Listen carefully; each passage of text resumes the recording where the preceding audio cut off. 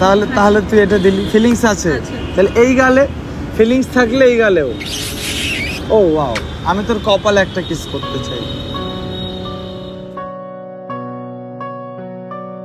একসঙ্গে অনেক সুখে থাকবো রে, যদি তুই চাস, আর তুই না চাইলে কিছুই করার নেই। এটা হাগ করি, আয় না, অনেকদিন তোকে হাগ করি না আমি সেইভাবে। ওহ শান্তি রে, ভুলে যাস না আমাকে প্লিজ, ভুলে যাস না।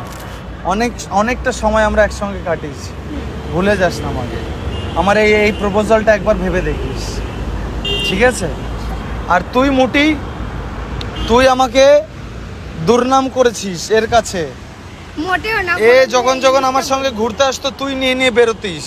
তো ওর সব সময় আমি ছিলাম বল।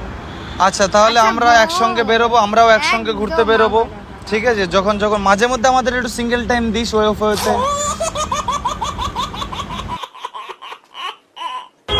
আর একটা টুইস্ট আছে তোর জন্য, ওট একটা ভালো টুইস্ট দেবো। আমার কাজ কি? প্র্যাঙ্ক ভিডিও করা, সোশ্যাল মিডিয়াতে ভিডিও করি, প্র্যাঙ্ক করি। ওই খেজুর গাছের ওপরে দেখেছিস ওই যে ক্যামেরা লাগানো রয়েছে? কোথায় ক্যামেরা দেখেছিস? ক্যামেরা লাগানো নেই, তার মানে এটা প্র্যাঙ্ক হচ্ছিল না, এটা রিয়েল হচ্ছিল। ওই গাছের পিছনে দেখেছিস ওই যে ব্যানারের পিছনে একটা মেয়ে ক্যামেরা হাতে ধরে কি করছে? ও ভাই প্র্যাঙ্ক হচ্ছিল, ভাই প্র্যাঙ্ক হচ্ছিল। তাহলে এটা কি হলো? বাট ফিলিংসটা রিয়েল ছিল, ফিলিংসটা রিয়েল ছিল সত্যি, আর ফিলিংসটা রিয়েল ছিল।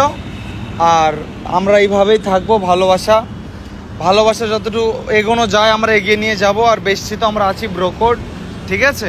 আর তুই মুটি এখানে আয়। ও আমাকে মানে মুটি ও আমাকে তুই যদি ওর আর আমার মধ্যে পাথর হয়ে দাঁড়াস, কোনোদিন আমি তোকে কিন্তু আমি জেসিবি দিয়ে খুদাই করব, মনে রাখিস।